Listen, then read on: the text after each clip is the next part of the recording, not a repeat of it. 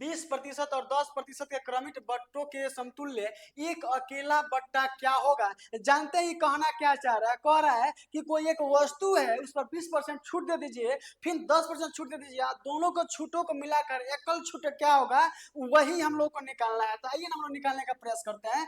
यानी 20% का मतलब हो जाएगा 20 और बट्टा में 100 हो जाएगा, काट देंगे 20 × 100, 1/5 हो जाएगा, ठीक ना।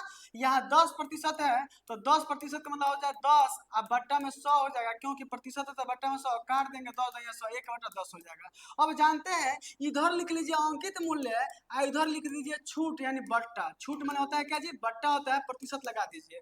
अब जानते हैं यानी कोई 5 का सामान है और एक छूट देंगे, कोई 5 का सामान है एक छूट देंगे तो क्या हो जाएगा जी, 4 हो जाएगा। कोई 10 का सामान है एक छूट देंगे तो यानी 10 था एक छूट दे देंगे तो क्या हो जाएगा जी, 9 हो जाएगा।